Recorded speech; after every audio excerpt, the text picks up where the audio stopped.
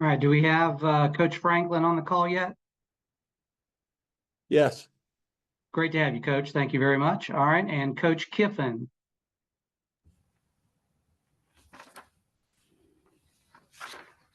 Coach Kiffin, are you on the call yet?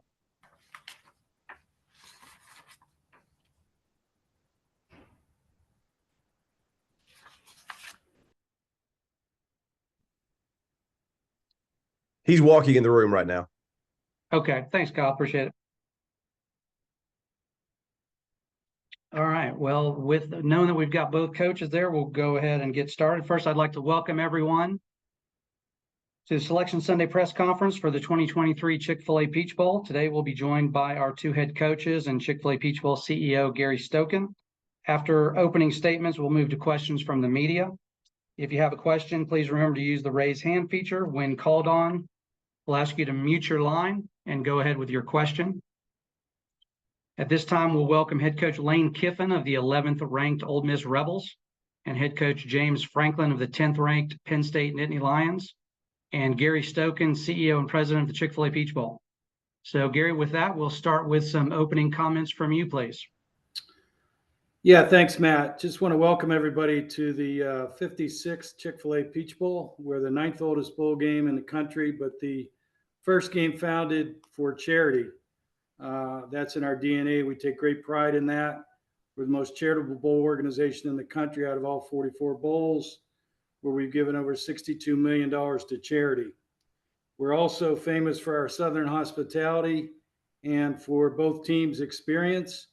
Out of all 44 bowls last year, the bowl season ranked the Chick-fil-A Peach Bowl as the #1 student athlete experience bowl in the country. So it's very important to us to play great host to both teams, the players, the coaches, administration, and fans.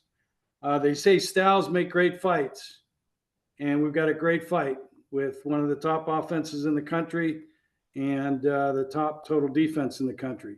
A top 10 quarterback and a top 10 running back against the #1 total defense in the country. We got SEC versus Big Ten. And I just want to congratulate both Coach Franklin and Coach Kiffin, who we know well. They've been in our bowl before. James at Maryland, where they beat Tennessee in 2003. And also Lane was here with Alabama in 2016, as well as with Tennessee in 2009. So it's good to rally back with both James and Lane. Look forward to hosting you, your families, your players, your coaching staff, your administration, and your great fans. So with that, on behalf of our board, our staff, who are the best in the business, we want to welcome you to Atlanta, the capital of college football, for the Chick-fil-A Peach Bowl. Thanks, Matt. All right, thank you, Gary. All right, after comments from the head coaches, we'll go into Q&A from the media. Again, please make sure your viewer is labeled correctly and you use the raise hand feature. We'll take our opening statement at this time from Coach Kiffin. Go ahead, Coach. All right, guys. Gary, thanks for having me. We couldn't be more excited to be part of this unbelievable matchup and to play a great university and program like Penn State and Coach Franklin, all the success that he's had there and the great players, and be close to home for us to where a lot of our fans can go to a great stadium and view a great matchup. So obviously a lot of stuff going on with playoff announcements and then the bowl games and then recruiting visits at the same time. So kind of in a whirlwind of things, but we couldn't be more excited about this bowl game and this matchup and coming to Atlanta. Thank you, Coach. And now opening comment from Coach Franklin. Go ahead, Coach. Gary, great to see you again.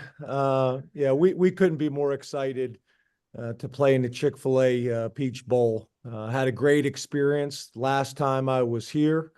Obviously, ton of respect for Ole Miss from my time in the SEC. And then obviously for Lane.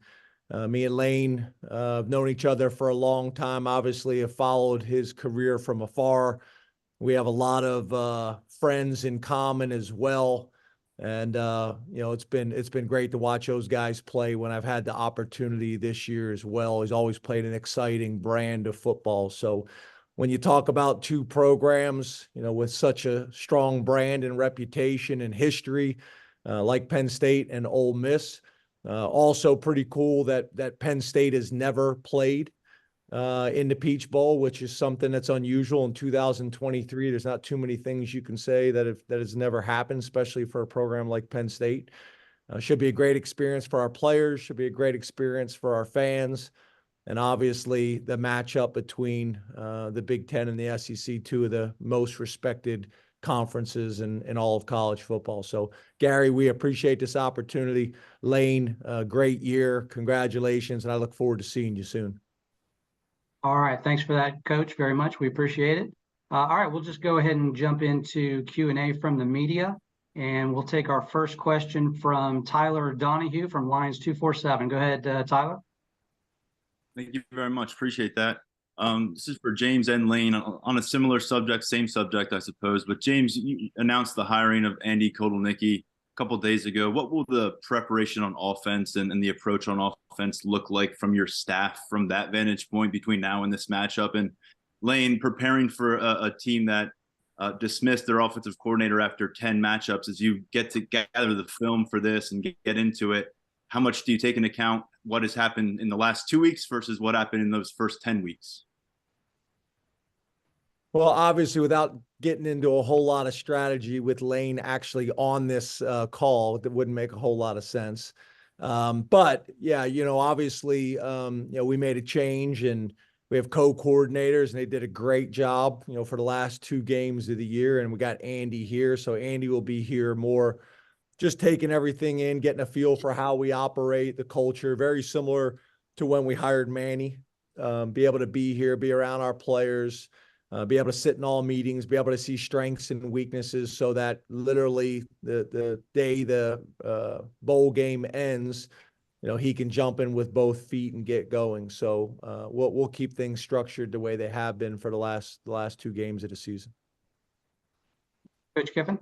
Well, I'm glad James went first there because I didn't know much about the situation. So I was hoping James would answer. So then I would have my answer to that. So it sounds like we need to prepare a lot for the last 2 weeks. And, we know that they have great players led by a great head coach and obviously made a difficult decision and one that was in the best interest of their program. And they've done a really good job the last couple of weeks.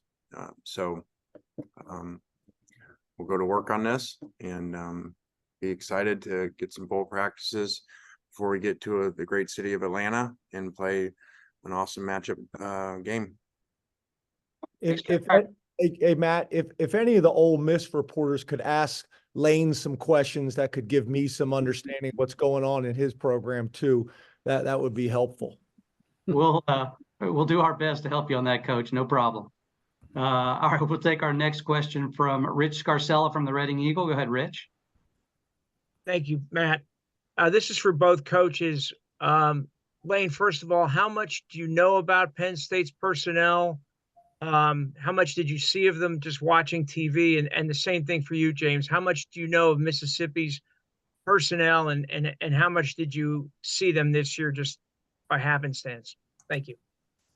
Yeah, I don't know a lot. I don't really, I kind of say this all the time. I think you guys think that we watch more football, on Saturdays than we do.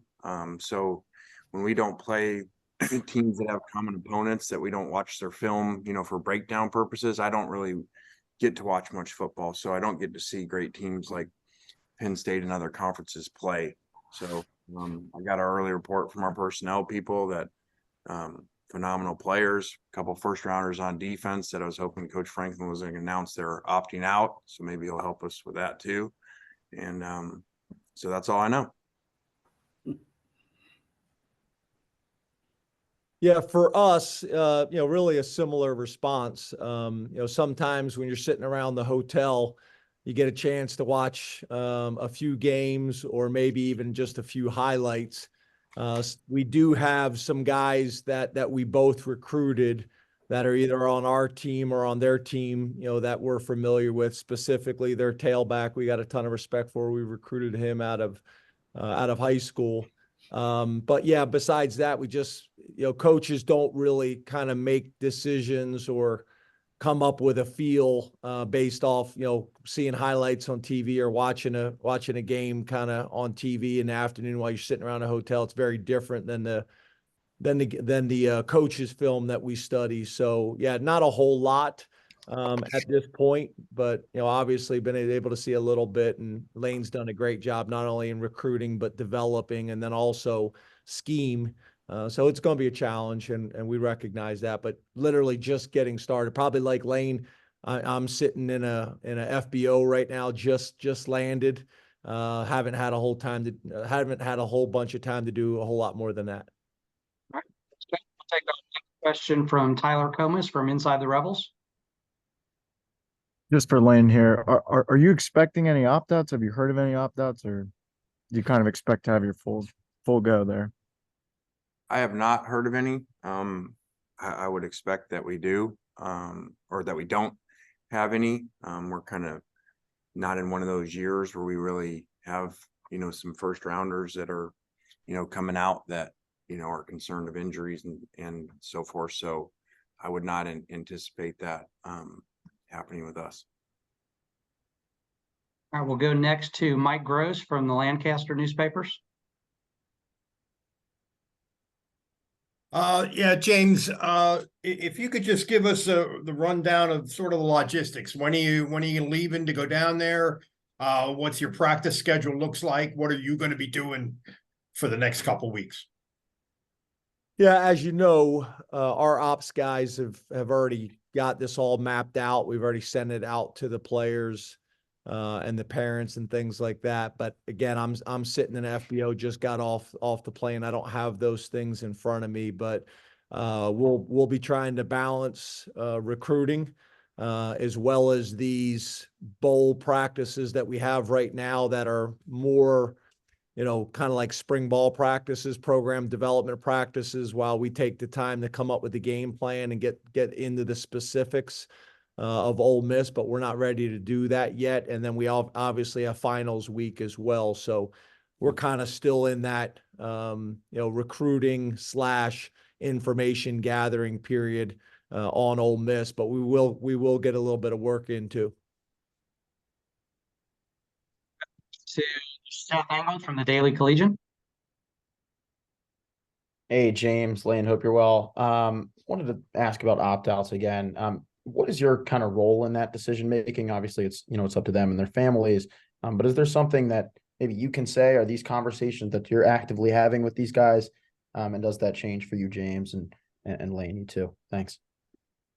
Yeah, obviously you hope that the relationships that are there, that you've had over a number of years with these players and their parents, that they'll, use you in part of that process. But the challenge in college football, when we changed the rules and allowed agents to be talking to these players their entire college career, that's the challenge, right? They're getting information, and it's not always accurate information from every direction. So we just try to create an open communication line, try to give guys as much valuable information as possible.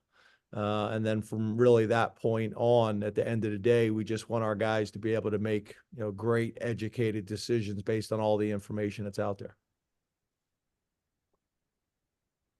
Yeah, I kind of mentioned before, I don't think that, no disrespect to our guys, just from grades coming back and what in conversations with our players in general, I don't think that we have guys really in that conversation, of that first round type of grade or projection to potentially opt out. So I don't think that will be an issue with us this year.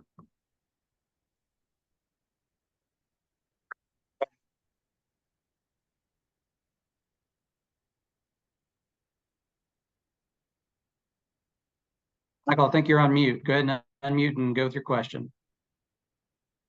Did you say me? Sorry, you broke up there for a second. Yeah, go ahead. Okay, sorry. This one's for you, Lane. I know you guys weren't necessarily sure if you guys were going to get that New Year's 6 berth this year. Did you guys have a watch party or anything? How'd you guys find out, and what was the player reaction when you guys got the news? We did not have a watch party. we were actually just here working, recruiting. We had official visit weekend here. And so I was really in recruiting meetings, and this would probably surprise you guys. I found out on the TV like all you guys did. So obviously excited about that. And we've mentioned before what a great matchup it is and what a great stadium to play in the city. So I was very excited, but not probably what you thought. We were just continuing to work and had a lot of official visitors here and a lot of meetings to do. All right, next we'll go to Dan Tortora. Go ahead, Dan. For both of you, for James, as well as for Lane at Dan Tortora, wakeupcalldt.com. Just what you can say about the balance of preparing for this New Year's Six Bowl, as well as the transfer portal opening, the opportunities of players going in and out, and typical recruiting, how the world you live in right now is kind of like an Autobahn, so to speak. Coach Franklin, start with you, please. Yeah, I think that's the challenge, right? You got to, number one, take care of your current players and make sure that they are, developing and finishing strong academically and giving yourself the best chance to be 1-0 this week, or for this game, excuse me.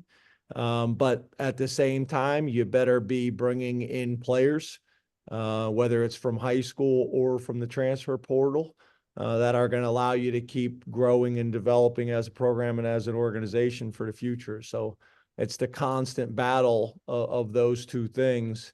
And that's why you see college football staffs have gotten bigger, because literally you're trying to do both at the same time constantly. And obviously this time of year, right before signing period and the transfer portal opening, it magnifies it even more so.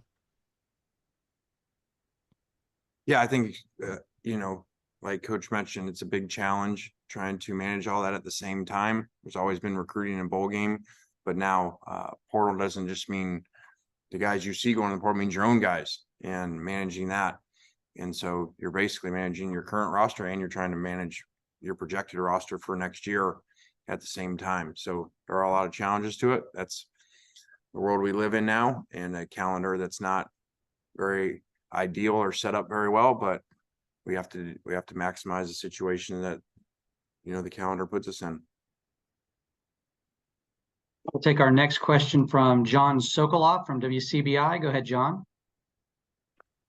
Hey, this one's for Lane. Lane, it's your second, New Year's Six Bowl appearance in 3 years. And I mean, I'm just curious, a year from now, this position would be in the college football playoff as well. How much have you seen that kind of success so recently of such a high caliber? How much have you seen it kind of pay dividends on the recruiting trail and kind of the new landscape of college football?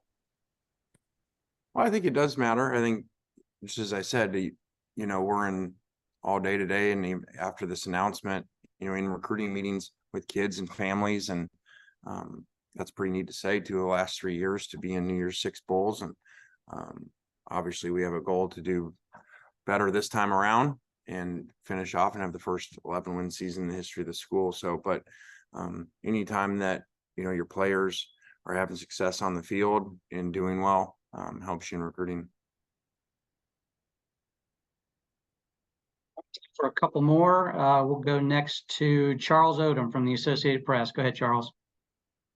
Thank you. In the first playoff news of the day, obviously there was great impact for SEC current and future teams and the Big Ten as well. And I wanted to ask both coaches their reaction to some dramatic developments and some very difficult circumstances and coming up with a 4-team playoff.